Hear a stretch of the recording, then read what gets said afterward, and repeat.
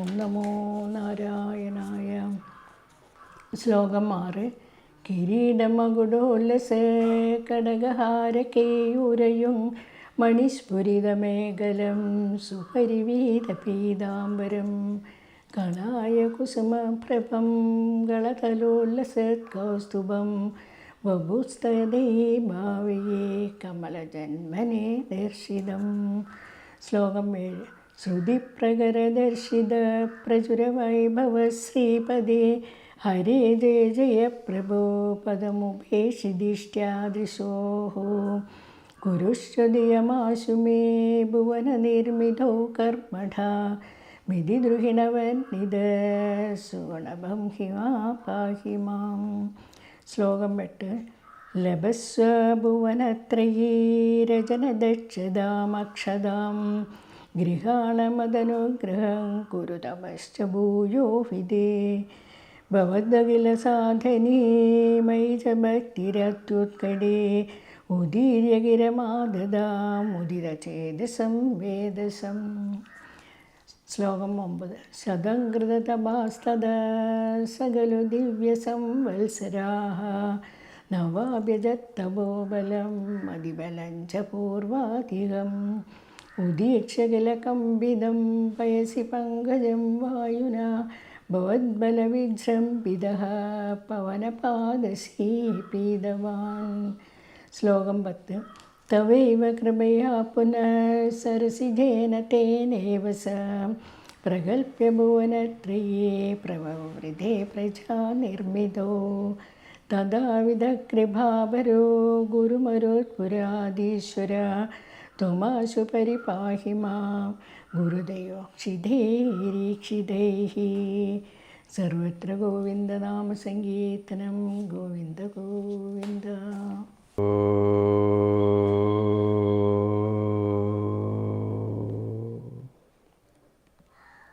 നമസ്തേ. ദശകം 9, അതിലെ 5 ശ്ലോകങ്ങളെപ്പറ്റി വിശദീകരിച്ചു കഴിഞ്ഞ തവണ. ഇപ്പോൾ ശ്ലോകം 6 അതിലെന്താണ് പറയുന്നത്? കിരീട മകുടോല്ലസത് കടകഹാരകേയൂരാംഗമണിസ്ഫുരിതമേഖലം സുപരി വീത പീതാംബരം. നല്ല വാക്കുകളാണ് ആ ശ്ലോകത്തിൽ ഉപയോഗിച്ചിരിക്കുന്നത്. കിരീട മകുടോല്ലസത് കടകഹാരകേയൂരയുക്.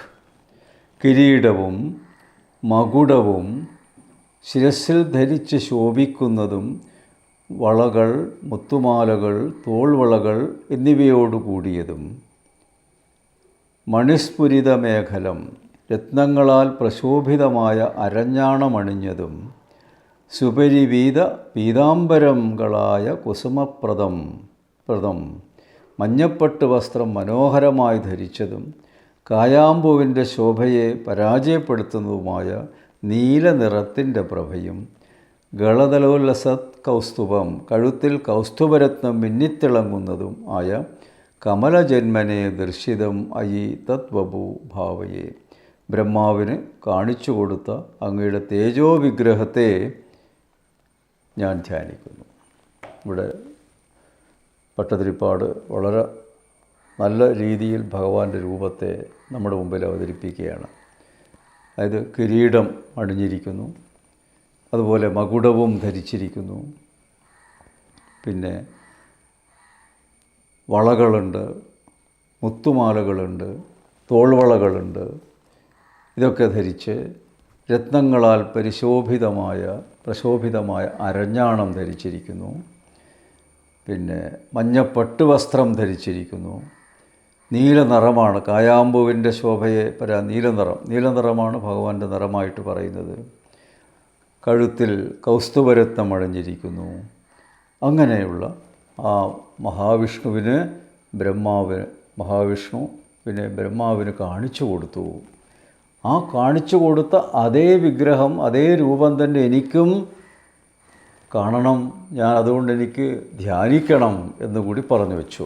അതാണ് ബ്രഹ്മാവിനങ്ങ് കാണിച്ചു കൊടുത്ത ആ തേജോമയമായ രൂപം തന്നെ എൻ്റെ മനസ്സിലും പതിപ്പിച്ചു തരണം. അതല്ലാതെ വേറൊരു രൂപം അല്ല ഞാൻ ആവശ്യപ്പെടുന്നത് എന്നുകൂടി അവിടെ സൂചിപ്പിച്ചു നടത്തും.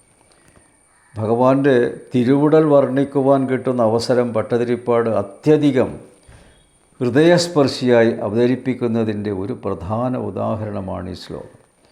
ഭഗവാന്റെ സൗഭഗത്തെപ്പറ്റി വർണ്ണിക്കുമ്പോൾ കൂടുതലായിട്ട് ആകൃഷ്ടനായി ഭഗവാനെ വർണ്ണിക്കുന്നു എന്നുള്ളതാണ്. എന്താ അതങ്ങനെ വർണ്ണിക്കാൻ കാരണം എന്നതിൻ്റെ സൂചന നമുക്ക് ഇവിടുന്ന് കിട്ടുകയാണ്. ബ്രഹ്മാവിന് കാട്ടിക്കൊടുത്ത അതേ രൂപം തന്നെ തനിക്ക് ധ്യാനാവസ്ഥയിൽ അനുഭൂതിപ്രദമാക്കണേ എന്നിടയ്ക്കിടെ ഭട്ടതിരിപ്പാട് പറയുന്നുണ്ട്.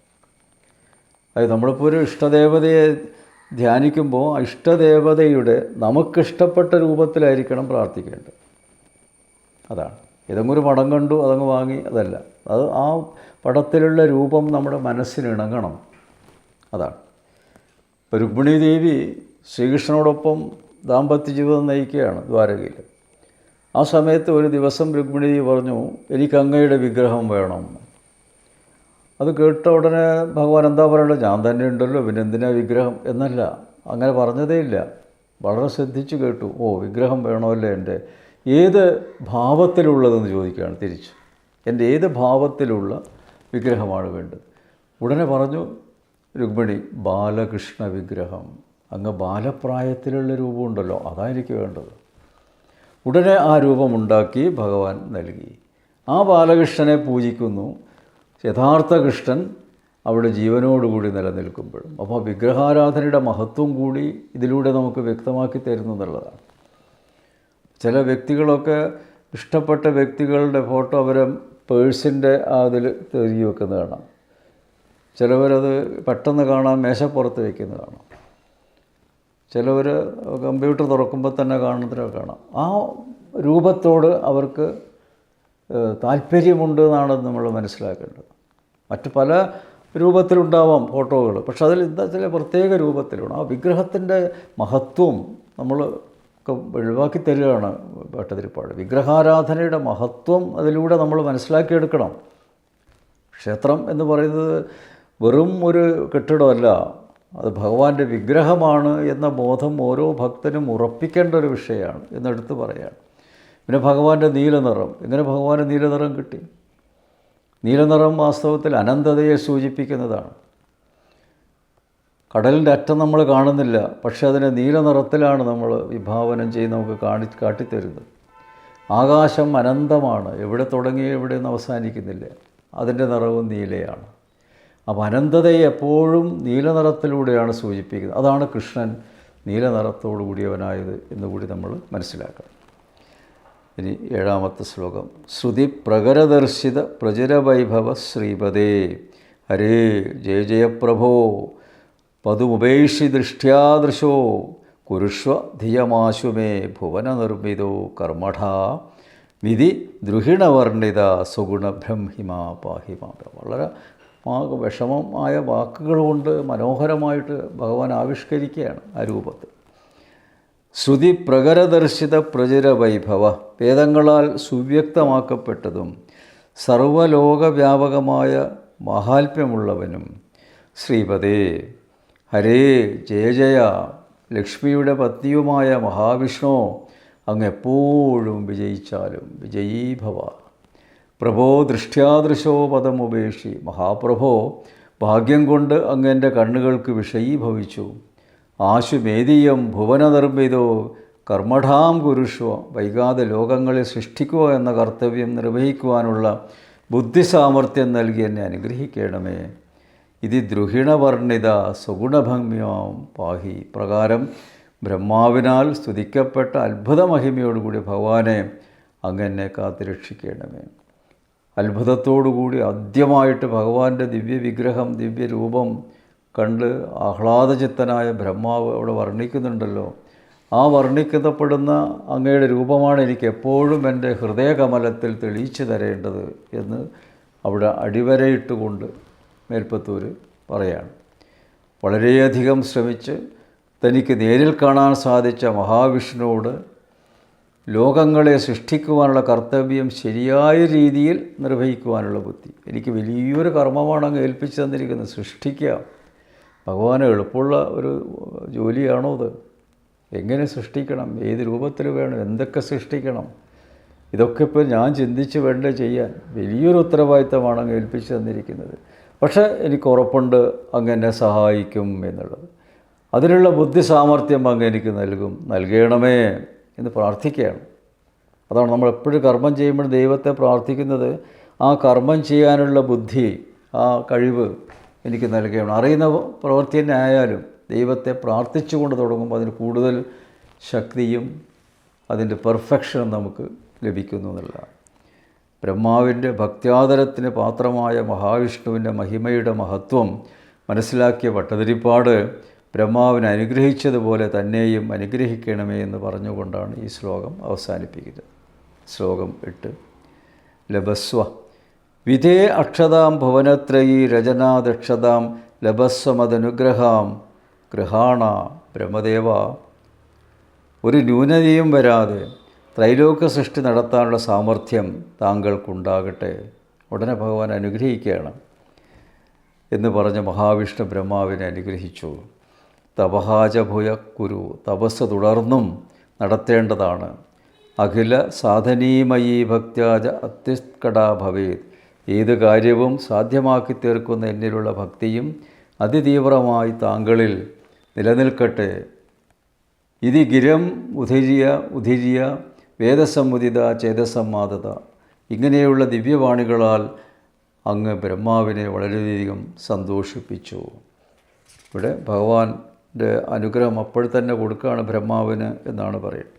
എന്താണോ ആഗ്രഹം അത് നടക്കട്ടെ എന്ന് മഹാവിഷ്ണു അനുഗ്രഹിക്കുകയാണ്. ബ്രഹ്മാവിൻ്റെ അപേക്ഷ അനുസരിച്ച് ഒരു വിഷമമോ കുറവോ വരാതെ ലോകസൃഷ്ടി നടത്തുവാനുള്ള അനുഗ്രഹം ഭഗവാൻ അദ്ദേഹത്തിന് നൽകി. പക്ഷേ തപസ് തുടർന്നുകൊണ്ടേയിരിക്കണം. അതാണ് ഭഗവാൻ പറയുന്നത്. തപസ് ചെയ്താലേ നിൻ്റെ ഉള്ളിൽ നിന്ന് തന്നെ ഞാൻ എന്താണോ നിർദ്ദേശിച്ചത് കിട്ടുള്ളൂ. എൻ്റെ നിർദ്ദേശം കിട്ടണമെങ്കിൽ ഉള്ളിലോട്ട് നോക്കണം. ചിന്തിക്കുമ്പോൾ ഞാൻ തന്നെ ആയിരിക്കും ആ ചിന്തയിലേക്കുള്ള ആ സാധനങ്ങൾ നൽകുന്നത്. അതുകൊണ്ട് എന്നെ ചിന്തിക്കൂ, ധ്യാനിക്കൂ, ഞാൻ ഉള്ളിൽ തന്നെയുണ്ട് എന്നുള്ള തത്വം ഒന്നുകൂടി ഉറപ്പിക്കുകയാണ്. തപസ്സെന്നാൽ എന്താണ് ഈ തപസ് ഒന്നുകൂടി വ്യക്തമാക്കണം.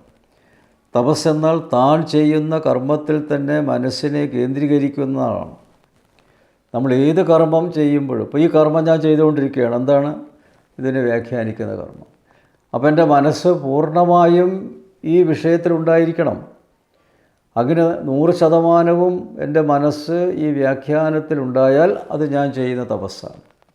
അതുപോലെ കേൾക്കുന്ന നിങ്ങളും തപസ് ചെയ്യേണ്ടവരാണ്. ഞാൻ പറയുന്ന ഓരോന്നും ശ്രദ്ധിച്ചുകൊണ്ട് മനസ്സിനെ പൂർണ്ണമായും ഈ വിഷയത്തിൽ കേന്ദ്രീകരിച്ചുകൊണ്ട് നിങ്ങൾ ഇരിക്കുമ്പോൾ നിങ്ങളും തപസ് ചെയ്യുന്നു. അങ്ങനെ നമ്മൾ രണ്ടുപേരും തപസ് ചെയ്യുമ്പോഴാണ് അതിൻ്റെ ഫലം പൂർണ്ണമാകുന്നു എന്ന വലിയൊരു തത്വം, അതാണ് സനാതന തത്വം. അതിവിടെ അനാവരണം ചെയ്യപ്പെടുന്നു എന്നുള്ളതാണ്.